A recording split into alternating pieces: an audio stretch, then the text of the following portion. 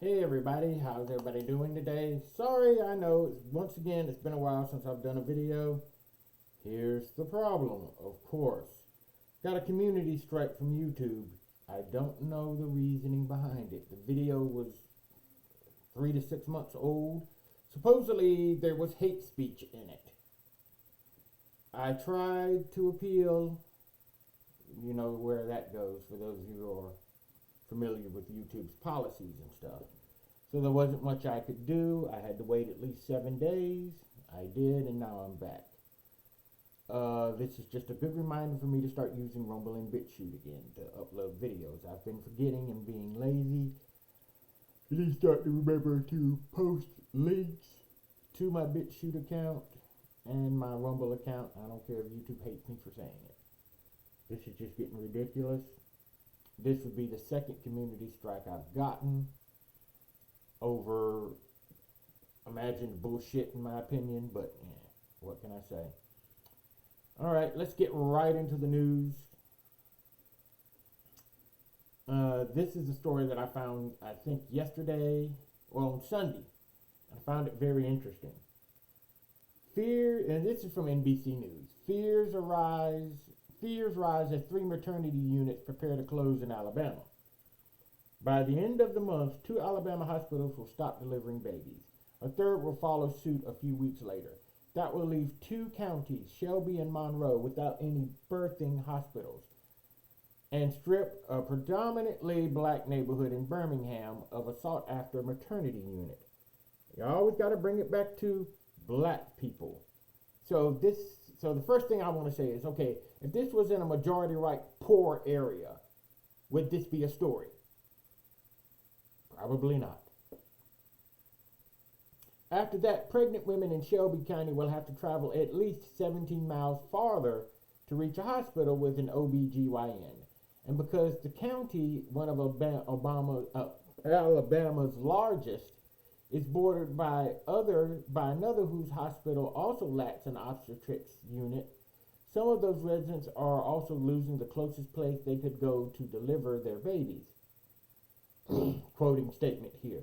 There's a sense of dread knowing that there's going to be families who are now not only driving to the county over, but driving through 3 counties, said his name is Honor McDaniel, or her name, Director of Maternal and Infant Health Initiatives for the March of Dimes in Alabama. People in Monroe County, meanwhile, could face drives between 35 to 100 miles to a labor and delivery department? You've got to be kidding me. Trekking that far to give birth is not unheard of in Alabama, in which more than a third of the counties are maternity care deserts. There goes the terminology again. According to the March of Dimes, meaning they have no hospital with obstetrics care, birth centers, OBGYNs, or certified nurse midwives. The state has one of the highest maternal mortality rates in the country. Only 3 others have higher rates between 2018 and 2021, according to the Centers for Disease Control and Prevention.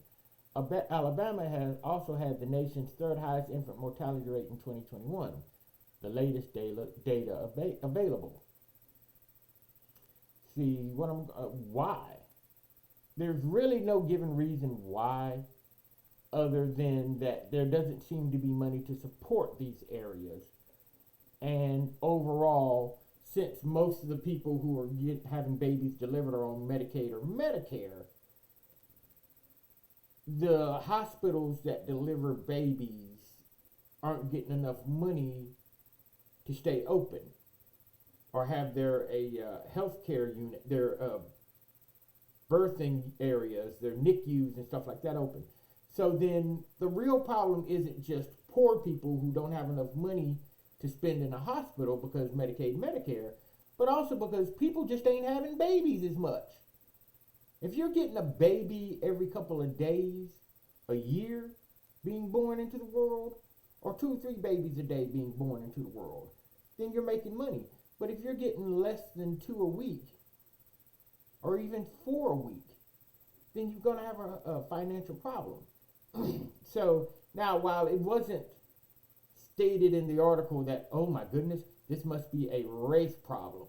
The fact that you had to bring up that it's part of Alabama's, one of Alabama's biggest black population centers, tells me once again, like I said, would you even care if this was white people? But I'm going to leave that alone. I'm going to let you guys think on this. What should be done? Now, I'm at a point where I'm like, look, federal government or state and local government needs to step in and start handing money to keep the place open. I mean, come on. Food deserts is one thing. Hospital deserts is another. That's places where you have to drive 15 to 100 miles to have it deliver a baby.